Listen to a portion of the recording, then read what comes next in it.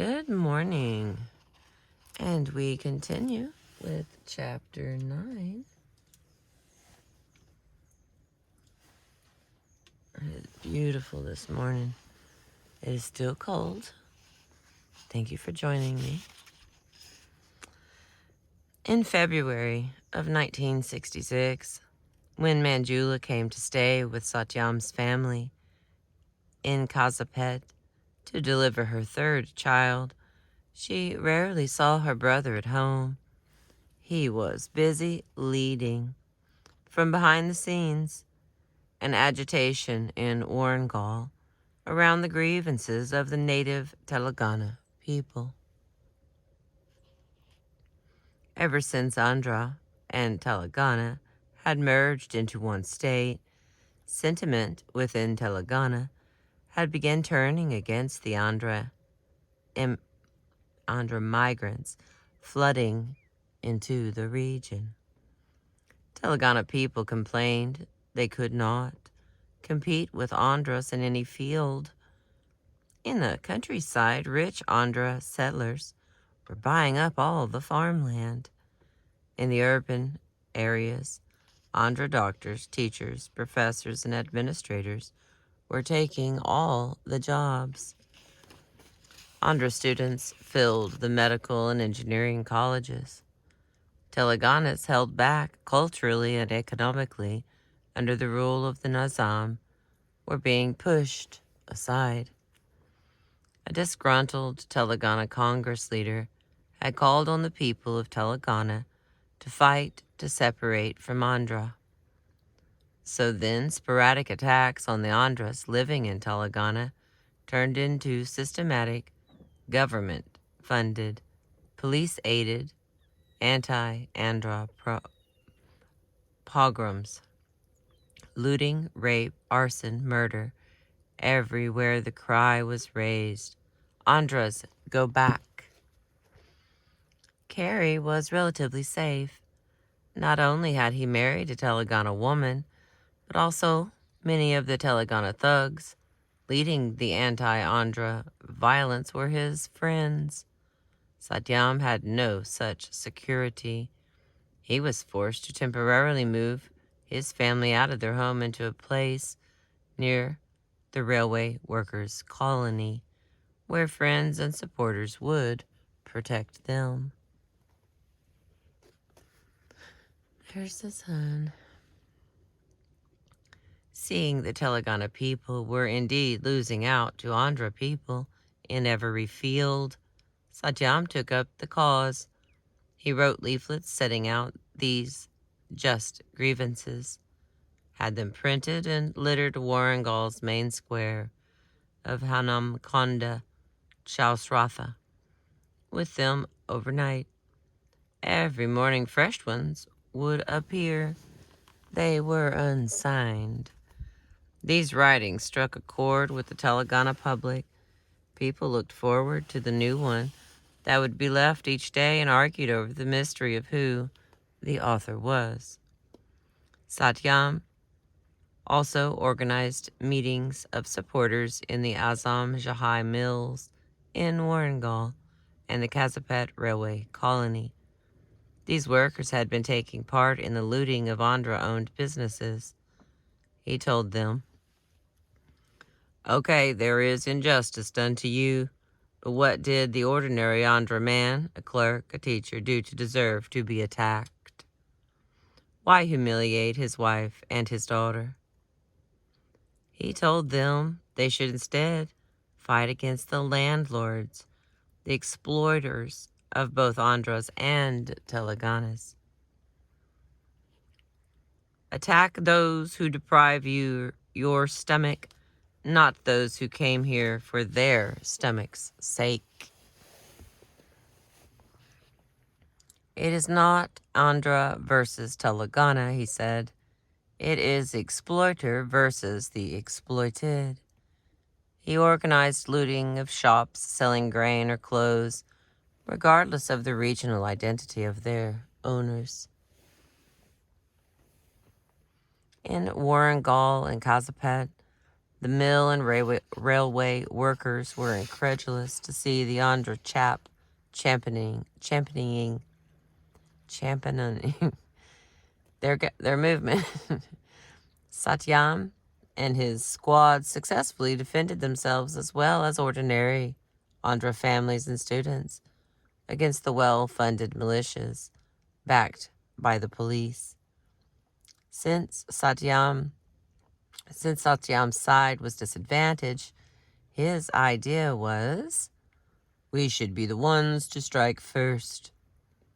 Whenever he got the slightest clue that an anti-Andhra pogrom was being organized, his squads took the hooligans by surprise.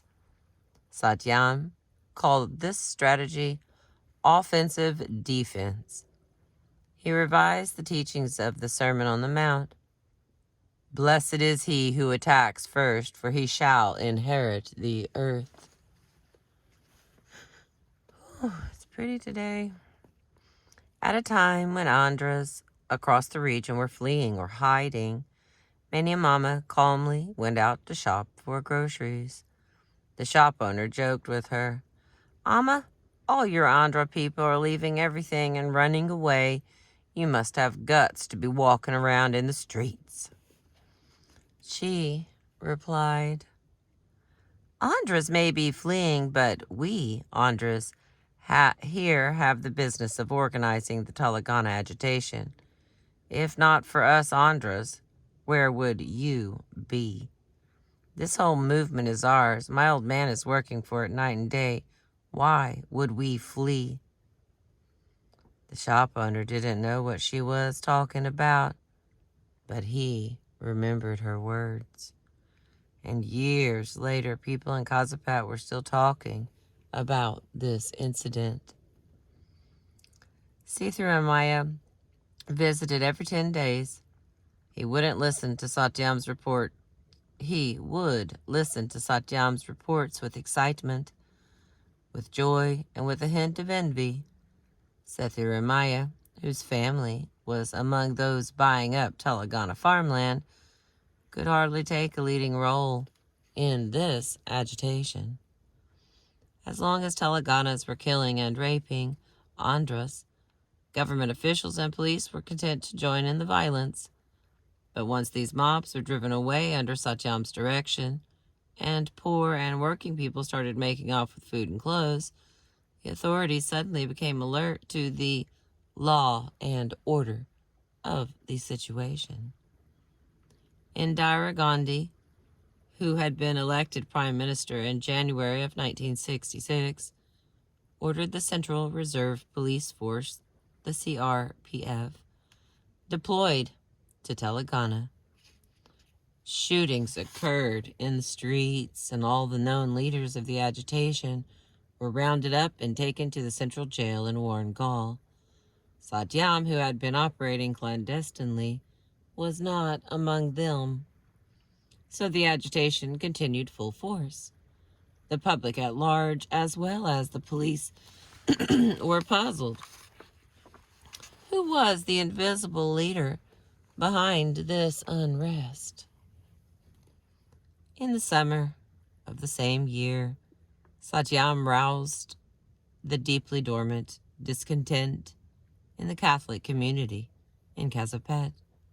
He stirred up this population that religiosity had long rendered servile and incapable of confronting the religious authorities who controlled all the public institutions. Fatima Nagar, the center of the Catholic community in Kazapat, had not existed 70 years earlier. When Father Rolla, an Italian missionary sent by the Pontificum Institutium Missioninum Exteriorum, arrived there, it was a thick jungle. No people, except for Lombardy tribals. With his own hand and with the help of the Lombardis, the father cleared the forest and established the cathedral of Our Lady Fatima. Around the church grew Fatima Nagar, the largest neighborhood in Kazapat. Fatima Nagar was a Catholic Nagar, Nagar's neighborhood, all of it owned by the Catholic mission. There, the missionaries built two big and prestigious schools, St. Gabriel for boys and Fatima for girls. They also built St. Anne's Hospital to rival the big government hospital in Warrengal and the one in Hanamkonda. The Catholic mission was the biggest private employer in the town of Kazipet. The families in Fatima Nagar formed an extremely close-knit community of Catholics whose lives revolved around the church. They went to Mass in the cathedral, were educated in the two schools, and worked in either the schools or the hospital. The church leaders had the final say in everyone's personal affairs, who married whom, what they named their children, and what careers they pursued. In the summer of 1967, Satyam disturbed the calm surface of this Nagar when he instigated his colleagues to unionize. Until Satyam came along, it had never occurred to the teachers to cross the church authorities. When Satyam first proposed the idea, they covered their ears and ran away. Union was a blasphemous word. But by and by, furtively, the female teachers began to listen to him. They wanted better salaries but were afraid to upset the fathers, so they asked Satyam to negotiate for them. When Satyam first started teaching at St. Gabriel, the Catholic authorities, seeing him as an asset to their institution, had given him benefits no other teacher had. Now he went to the negotiating table as his colleagues' representative. The Mother Superior asked him, "Why are you interested in all this? We give you everything." He looked directly at her. "Consider it my madness." First came the protest against the predatory fathers abusing the boys. Then the Kazipet police informed the fathers that their prize teacher, Satyam, might have been the one inciting the RAC students to strike. This union business was the final straw. The fathers decided to get rid of him. But if they were to fire him, he was sure to tell the newspapers about the teachers' union drive. They were afraid the church would lose respect if the salaries and working conditions in their institutions were revealed. Father John was brought back from retirement to handle the situation. His first move was to meet with the teachers, not as a group, but in small batches, otherwise known as divide and conquer. Okay, you tell me, what are your problems? I will take care of them. There's no need to unionize.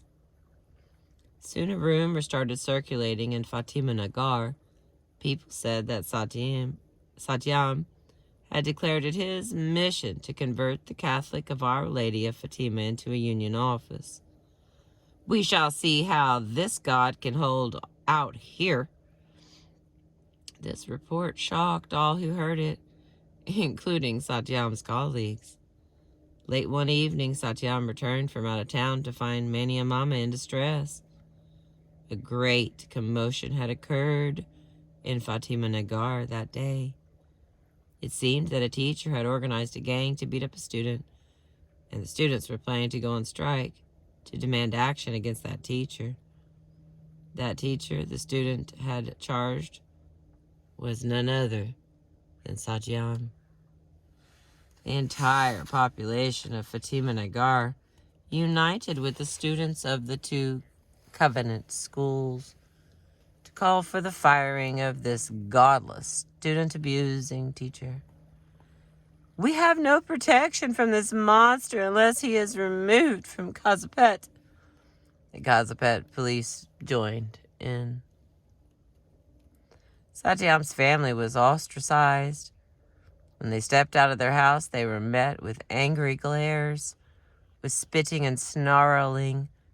No one would speak to them. Shop owners ignored them. The 3 children were scared. Satyam went to see Omkar, the CPI leader in Warangal. When Satyam had started organizing teachers, Omkar had encouraged him, thinking it would help win votes in future elections. But when Omkar heard about the situation Satyam found himself in, he was not happy. "You are butting heads with the Catholic management. Do you know how mad that is?" "Well, what has happened has happened. What am I to do about it now?" With his feet up on the table and leaning way back in his chair with a cigar in his mouth, Omkar gave a simple order: withdraw. Denied the party's support, Satyam returned home. Satyam and Mania Mama stayed up all night, fearing an attack on their house. The next day, Satyam left for Secunderabad to meet Iyer, the state secretary of the Telangana Private Schools Union. Iyer was a communist who had also left the old party. When Satyam explained his predicament, Iyer gave Satyam his assurance: "They cannot touch you." While Satyam was visiting Iyer, Gary received word of the trouble his brother was in. He got together with his friend Kumar, who was a big muscle man. They got drunk and rode a borrowed motorcycle to Fatima Nagar. When they arrived, it was already dark. Carrie and Kumar strutted through the streets, stopping in front of the bishop's lodge and calling out, "Hey, you bastards, come on out of your holes. Let's see who has the guts to lay hands on my brother. Come on, I challenge you to pluck a single hair from my brother's crotch." The lights came on in every house in Fatima Nagar. People stood at their windows to gawk. The drill teacher at St. Gabriel, a well-built man named Mariana, came out, walked up to Carrie and punched him in the face. Carrie, already unstable on his feet, went down. His nose was broken, and there was a lot of blood. As he struggled to get to his feet, Carrie spotted Satyam returning home. "Anna, big brother, I challenged those boogers. They don't know how to fight honorably. They punched me. I fell down and I am bleeding." All the assurance Iyer had offered evaporated in an instant. Here was an aggravating circumstance. When the word got out that the Catholics were harassing Satyam, the people he had organized for the sake of the new party, railway workers and young agricultural laborers, came to his aid. The following night, some 15 of them paid a visit to drill teacher Mariana's house. He was not home, so they beat up his brother and left. In the morning, news of the assault on Mariana's brother spread. Satyam realized the danger he was in. He could not approach the police. It was no longer safe to remain in Kazipet. In the dark of night, the family left Fatima Nagar and went to stay with Carrie in Warangal. At school the next morning, no one would talk to Satyam. In the evening, he went back to Warangal. As he entered the house, Mania Mama was waiting for him outside. "Let's go back to our own place. I'd rather die there than stay here." While Satyam had been at school, Carrie's wife had returned home in her nurse's uniform, mad as fire. At the hospital, everyone was talking about a badly beaten patient brought in from Fatima Nagar. The story was that he was a Catholic and the brother of a teacher at St. Gabriel and was mercilessly beaten at the orders of an Andhra, and that Andhra was a communist. Carrie's wife, Pramalatha, was furious with her husband. "Is this true? Is your brother behind this? Do you know how difficult it is for me already as the wife of an Andhra? Now your brother has to go and do this? What happened? I'm sure you had something to do with this. Tell me, did you go there with your useless bastard friend, Protrop? Did you two start this nonsense? When Pramalatha lost her temper, she was hell's fury. And when a woman acted insolently, Carrie showed no tolerance. She punched him. He threw a kitchen knife at her. Mania Mama got in the way. The knife gashed her hand. She said nothing and waited quietly for her husband, pressing a cloth on her wound. Satyam decided to take his family back to Fatima Nagar. The party once again refused to help him. Neither would his neighbors. He stood accused of swearing to depose God in the church and of beating up a student, and now the drill teacher's brother. He found no sympathy anywhere. At school, the students surrounded him, shouting slogans and shoving him. Even small children joined in and threw punches at him. As he went home along Fatima Nagar Road, a group of students came at him with iron chains and lashed at him, tearing his shirt, his skin. He was drenched in blood. Mania Mama and the kids stood watching from the house. Satyam walked a little distance to a cigarette kiosk, bought a soda, and lit a cigarette. When he came home, 6-year-old Shri Devi asked her father, "What is this, Nana? They came to beat you up and you didn't try to run away." Mania Mama cried, "Masteru! Oh, teacher!"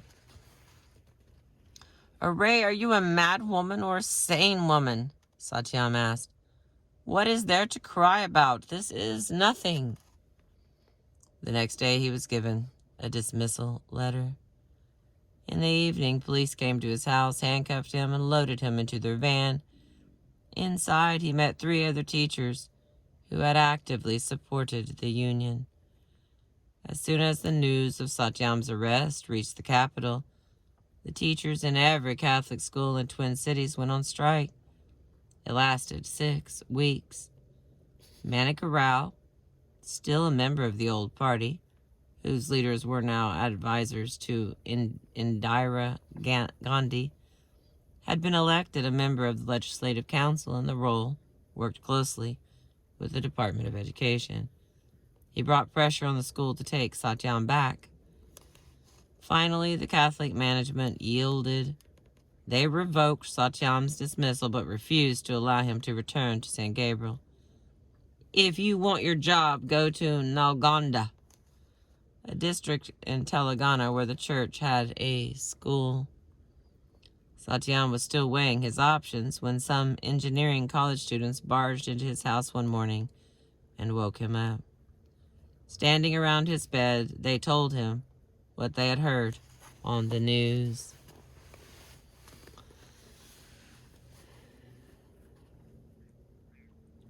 On July 5th of 1967, an editorial in the People's Daily, the newspaper of the Chinese Communist Party, declared, "A peal of spring thunder has crashed over the land of India.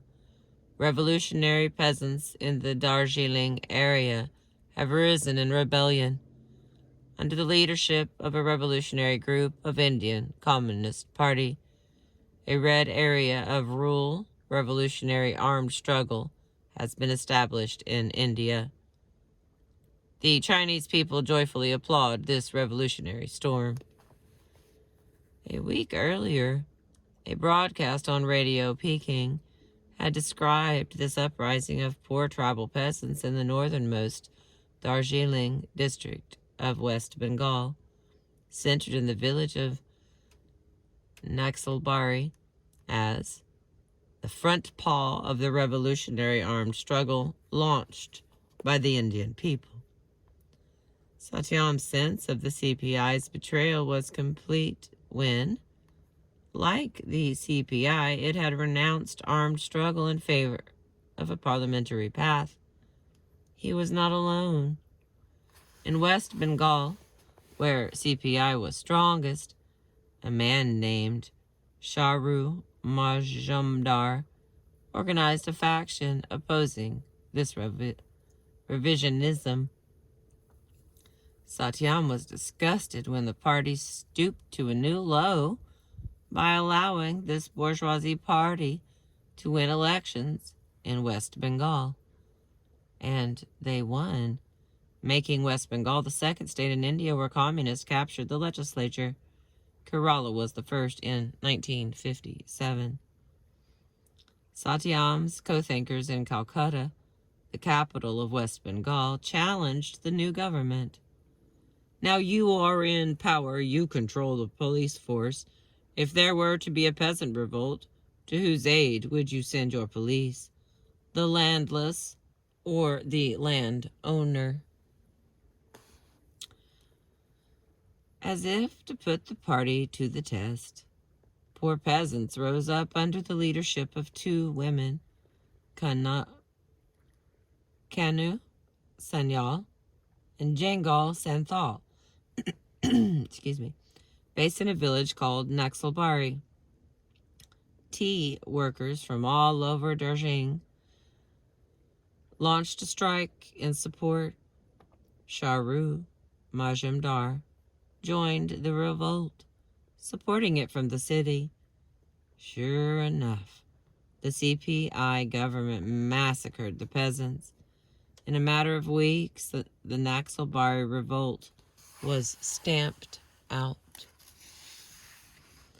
Declaring Naxalbari will never die, from its embers will rise 1,000 Naxalbaris. Sharu Majumdar went underground to organize a new movement. The REC students came at once to see Satyam. He was still in bed. Wake up, they said. Our time has come. We must begin. They couldn't wait to abandon their bright futures, to pick up weapons and go into the jungles. All the engineering and medical students, the mill workers and railway workers and peasants, youth, Satyam had organized in Warangal for the CPI became Naxalites, adherents of the peasant guerrilla line put in practice in Naxalbari that morning. Various communists, veterans of the Telangana revolt, who had come to Warangal with their followers, waiting for an opportunity to start an armed revolt, were jump-started by the news of Naxalbari.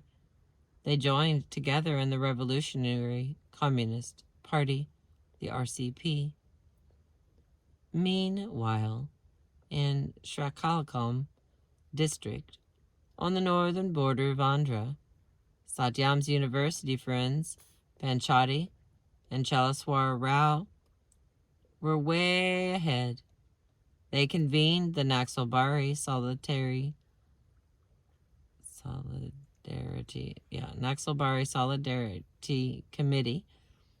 They sent a representative off to Calcutta to ask Sharu Majumdar to be their leader and seek his guidance for their plan to start an armed revolt in Srikakulam district.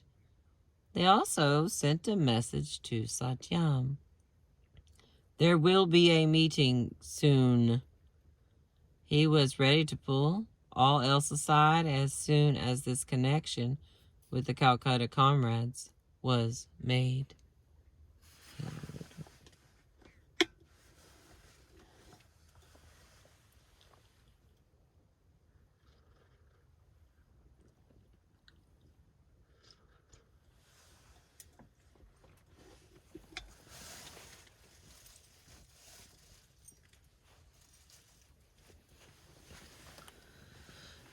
All right. As Satyam waited, Sithramaya's daughter, Karuna, and his son-in-law, Ramesh, who had both recently finished medical school, would come to Satyam's house 3-4 times a day and pester him. Where is the armed struggle? Naxalbari happened in Bengal, but there is no movement here. The delay was unbearable for them. Soon, Satyam told them. We are waiting for a message. Excuse me. A 19-year-old Brahmin REC student named Mallikarjuna Sharma had already quit his studies, sulked and pouted. He harassed Satyam night and day, not letting him sleep. Sundaraya promised armed struggle. He betrayed us, and now you two. When do we start? Oh, my husband, Satyam told him fondly. Just because you and I want it, it is not going to happen this minute. The RCP called an emergency meeting in Warangal. The meeting was held at midnight in a village far away from Warangal city called Pedamagada. There, inside a large thatched meeting house in the Madaga Godum, students, railway workers, mill workers, and laborers gathered in secret.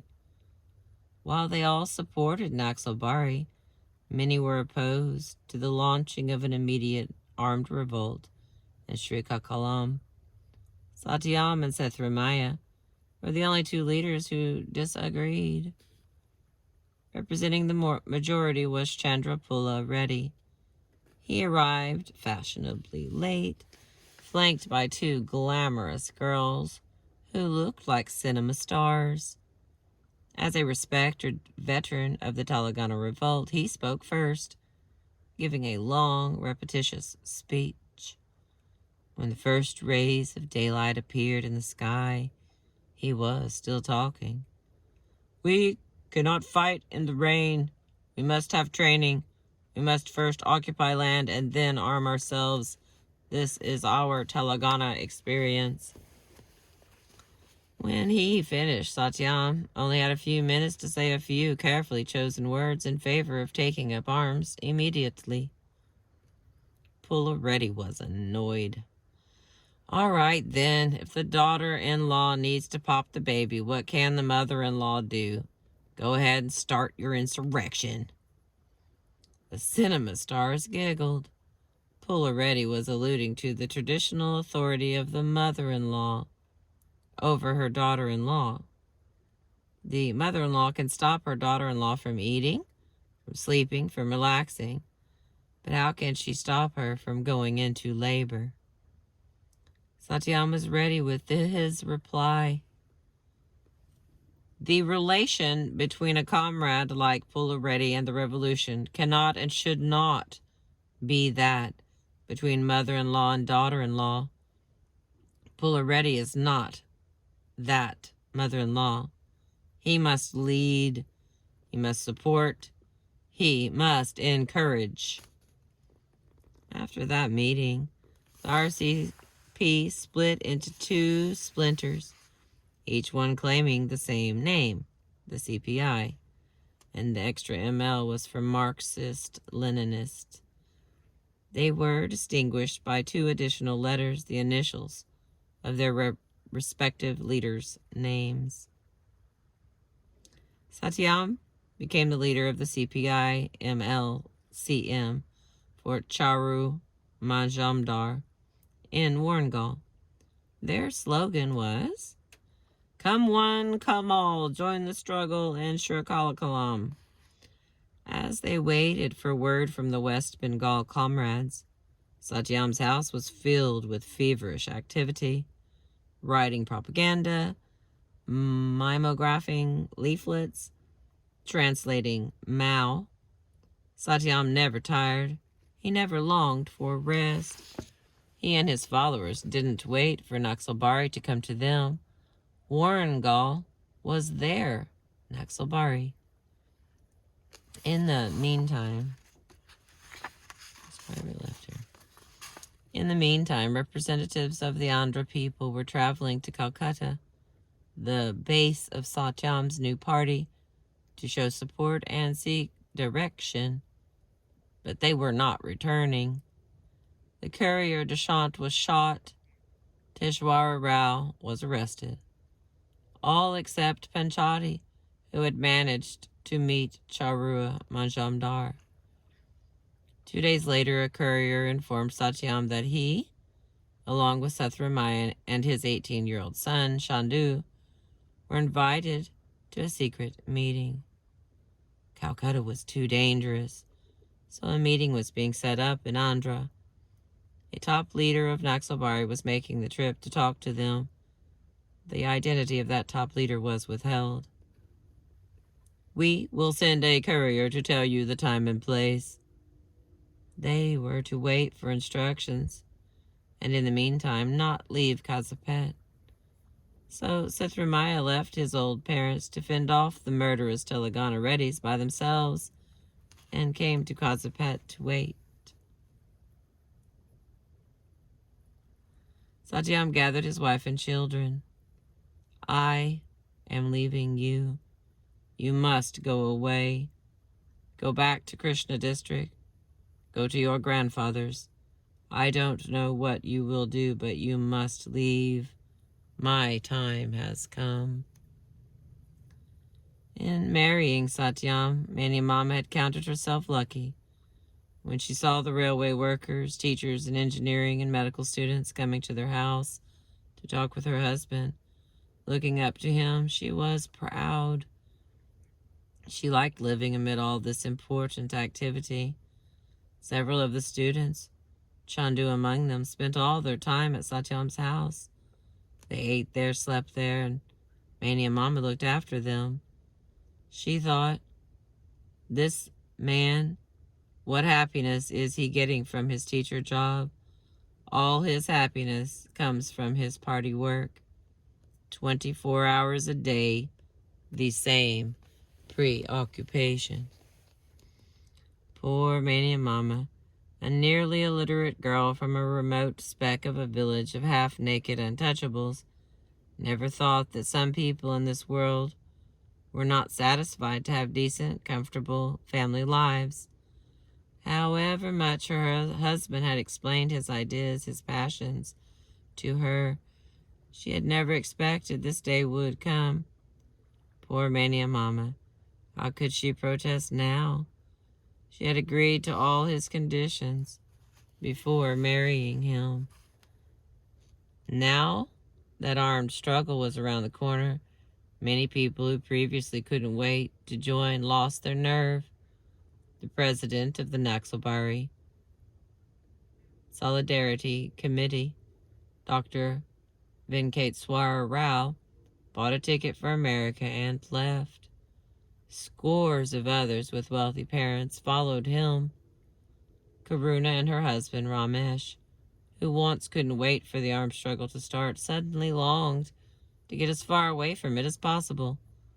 They both went to work as doctors in a hospital in faraway Bastar. "Arre, what happened?" "We are too sensitive. We cannot bear to watch our comrades killed by police." Karuna's father, Sathramaya, would be making the trip with them. Satyam was not pleased. "What about the meeting?" "I have to accompany my daughter. They cannot carry all the luggage themselves. They don't know Hindi. They need my help." Sathramaya, upon getting the news of the secret meeting, had gone to Rajwara Rao, the leader of the old revisionist party, and begged him to use his influence with Indira Gandhi to help his daughter and son-in-law get positions elsewhere. Sathramaya gave Satyam his Bastar address and told him to send a telegram as soon as he got the meeting details. "I will start right away." "How will you start right away? It's at least 2 days' journey to Bastar." Sathramaya departed, and as soon as he had gone, the courier from Srikakulam arrived. "Okay, let's go," he said. Satyam told him they had to send a telegram to Sathramaya. "No telegrams. We want no trace." Caution was necessary. By then, the communist government in Calcutta had launched a full-scale attack on the Naxalites. The streets of the city were wet with blood of young students, most of whom came from privileged and even aristocratic families. Their family's social status could not save their lives. "What is the agenda of the meeting?" Satyam asked. "Don't ask." "Who is going to be at the meeting?" "Don't ask." "Where is the meeting?" "Don't ask." "When is the meeting?" "Don't ask." "Who are you?" "Don't ask." They went. The delegates were taken to a room.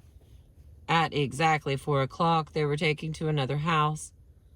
There they saw all the delegates from all the districts in the state who had been invited to the meeting along with Satyam. Panchati and his wife, Nirmala, were there.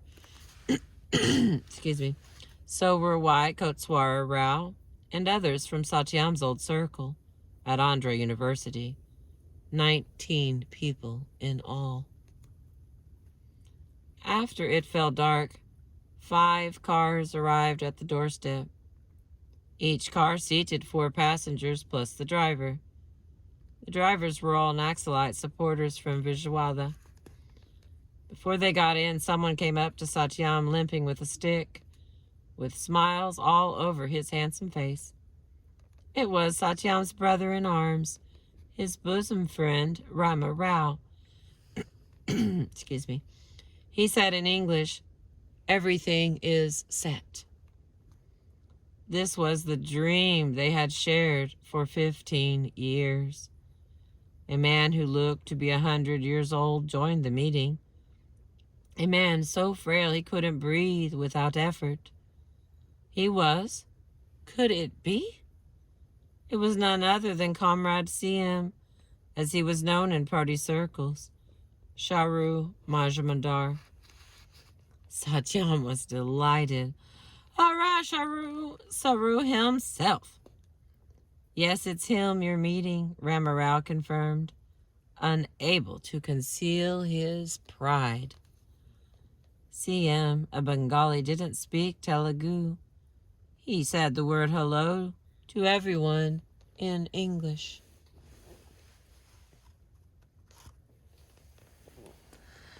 The delegates all got into the cars and drove a long, long way into Guntur district. 5 cars going one after the other in the middle of the night at high speed. Anyone who caught sight of them would wonder what was going on. Sometime after daybreak, the drivers stopped at the side of the road. From there, the delegates would have to continue on foot. Panchati lifted CM up and carried the old man on his shoulders. The summer sun was strong. Panchati had a big towel that he used every so often to wipe himself and the older comrade. Each time he wrung it out, larger quantities of sweat poured out, but he wouldn't let anyone else carry Comrade CM. Panchati could not trust anyone but himself to ensure the old man's safety. "All right, how can you carry him so far? You'll get exhausted." "Once you want to do revolution, how can carrying our leader be a burden?" They all laughed. They walked until they came to a hill. Steps led up to a bailam, a natural passage in the rock. Inside the bailam was a pool fed by a little stream, where they bathed and refreshed themselves. They saw a temple in front of them.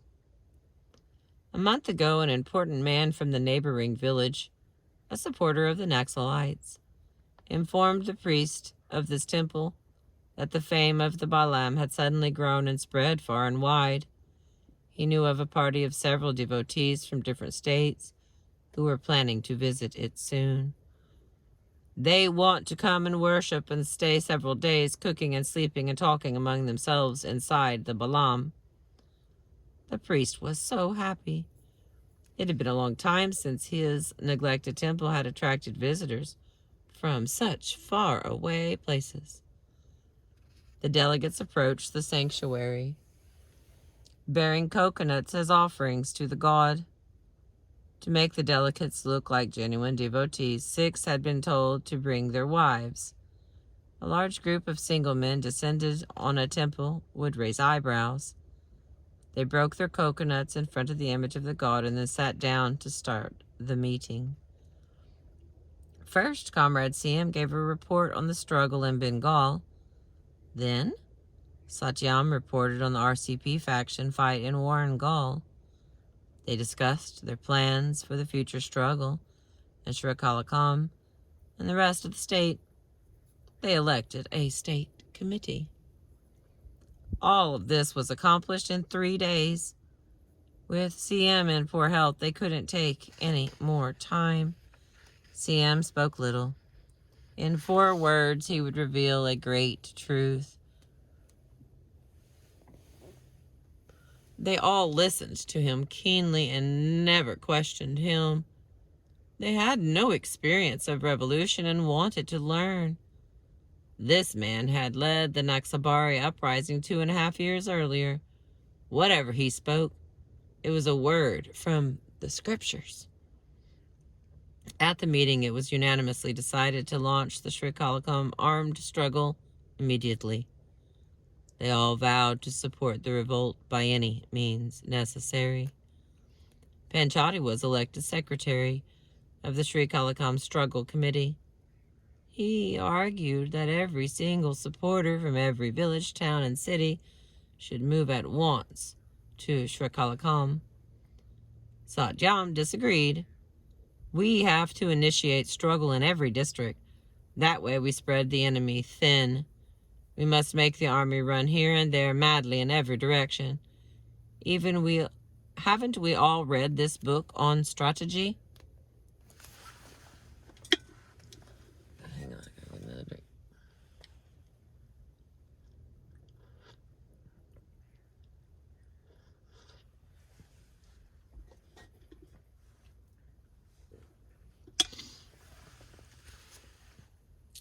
Haven't we all read this in books on strategy? Satyam's argument was approved. A resolution was passed to inaugurate the armed struggle by simultaneously taking an action against 1 or 2 landlords, robbing them of money or arms, or burning the debt papers that kept the peasants at their mercy in every district in the state of Andhra. They discussed whether to grant membership to Sathramaya. One after another delegate spoke out in opposition. Sathramaya's son Shandu was the most vehement. No, sir, my father is not a trustworthy man. He says one thing and then he does something else. He betrayed our family. We cannot have in our party a man who lies. Shandu became emotional, shed tears. Others also said,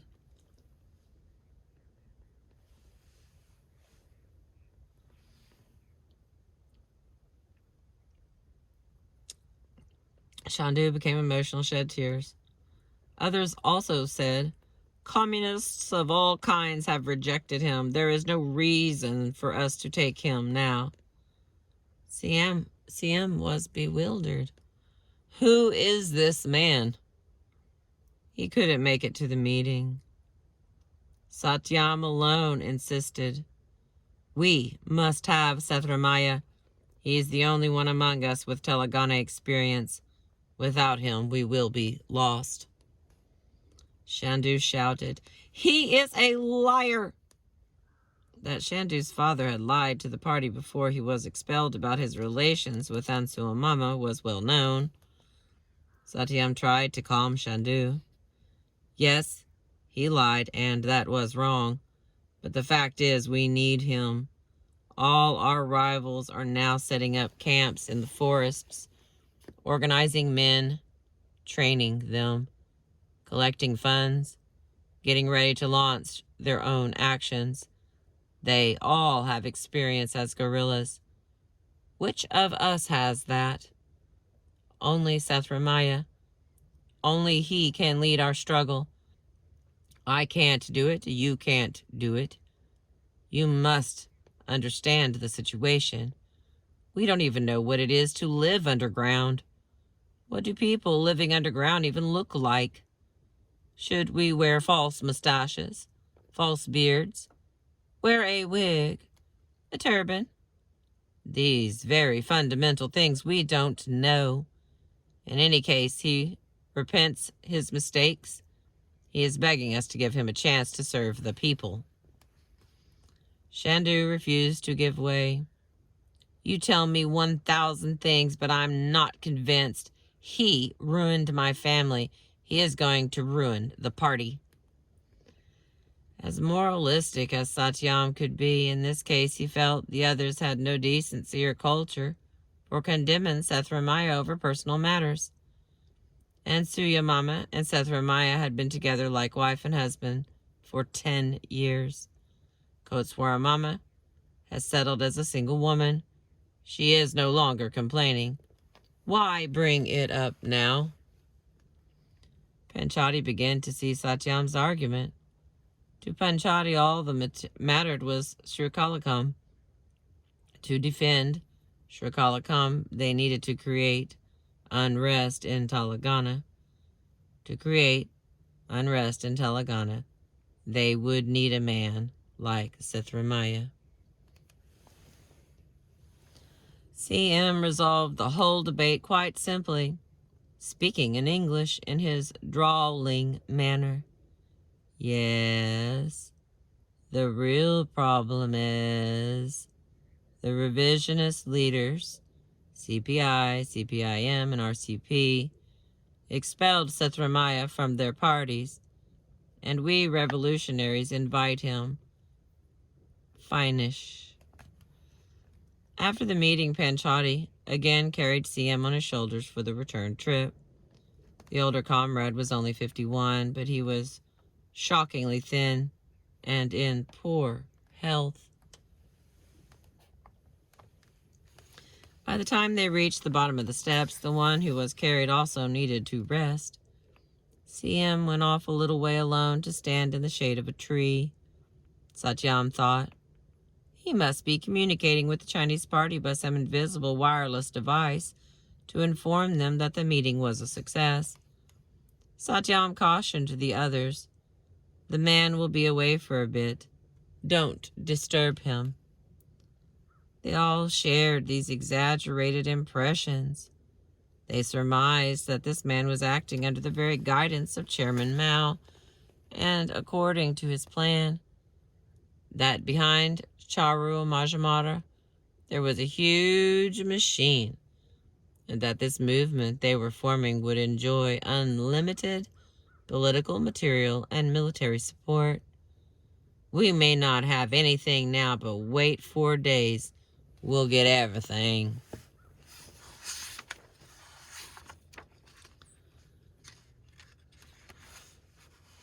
I got a few more minutes. Trying to keep that under an hour. Whew. Don't have enough blood flowing. Didn't take my shoes off. Okay. Full of nervous energy, Satyam returned to Kazipet. As he climbed off the train, he saw the familiar faces of his friends and supporters among the railway workers and others who worked there. One of them, a tea vendor, waved and called out, "Hey, Sar, come get your chai." "How are you, brother? How is the family?" "Sar, we don't see you these days anymore," complained the tea vendor. As Satyam reached for the cup, a dozen police fell on him and dragged him away. Satyam's revolutionary future was cut short before it had even begun. For the resolutions passed in the cave, he could be charged with sedition and hanged. Shackled to the wire grill inside a police van, he was transported to the central jail in Warrangal. The police in Warrangal had finally figured out that the invisible hand behind the separate Telangana agitation in Warrangal was one K.G. Satramurthy, a teacher at St. Gabriel. Their informer, the vendor, fingered him getting off a train at Kazipet station. When Satyam found he was being booked for leading the Telangana agitation and not for his part in a conspiracy to violently overthrow the state, he let out a sigh of immense relief. Those who had been jailed for the Telangana agitation were called detainees. They were not ordinary prisoners. They were political prisoners. It was prestigious, but the agitation had been called for by a Congress leader, a member of the Legislative Assembly. In jail, Satyam was surprised to see the luxury in which the detainees were living.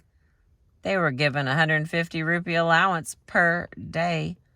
Since they had to spend it or lose it, they bought cigarettes, snacks, fruits, sweets, ice cream.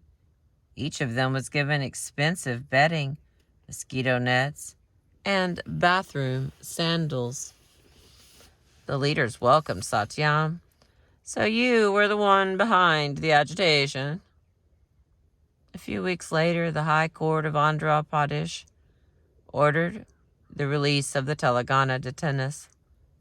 Each detainee was given a certificate saying, "It is hereby certified that so-and-so is a political sufferer which could be profitable in the future."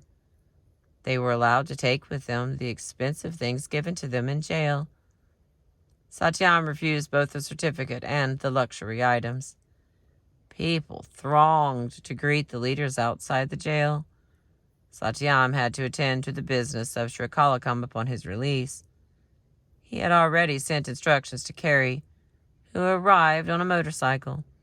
Satyam hopped on behind him. Satyam knew the police had been watching him in prison. They could see he was not like the other detainees. He was the only Andhra, the only one who wasn't a member of the Congress Party, who didn't hold political office or have a criminal record in Warangal.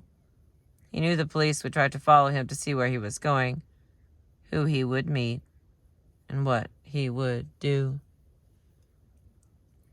Avoiding the main streets, weaving through the narrow back lanes, the motorcycle arrived at a less used entrance of Warangal railway station. Carey's wife, Premalatha, stepped out of a dark corner and handed Satyam a ticket to Vizag and some cash.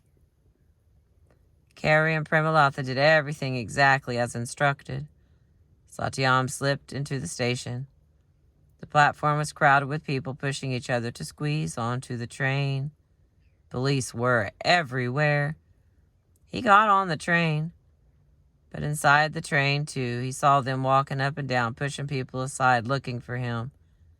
He got out and waited. When the train stirred, he jumped into a bogie and immediately jumped out on the other side. A freight train was on an adjacent track. He walked quickly toward it. The motorman who admired Satyam saw him through the corner of his eye. With his sight still trained directly in front of him, he slowed the train. Satyam jumped on and the train picked up speed. That would always be the way the man who could not run escaped. Satyam, born with high arched feet, was never able to run. Not at the age of 11, when the Gola boy chased him through the buffalo grazing fields for wearing knickers instead of a loincloth. And not now.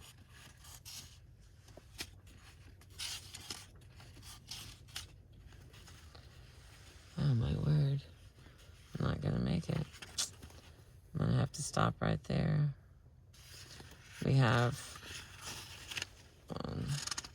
1, 2, 3, 4, 5. So we have 5 pages, which means we have 10 pages. And that will make this one go long. Do we want to go long or do we want to start? Because there's only one chapter left and it's 10 and it's not very long.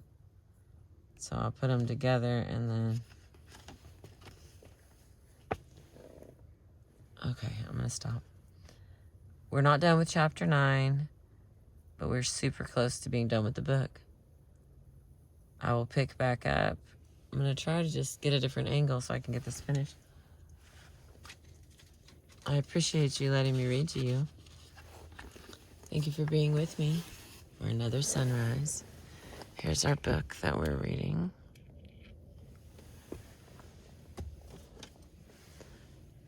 I am thankful for you. I appreciate you.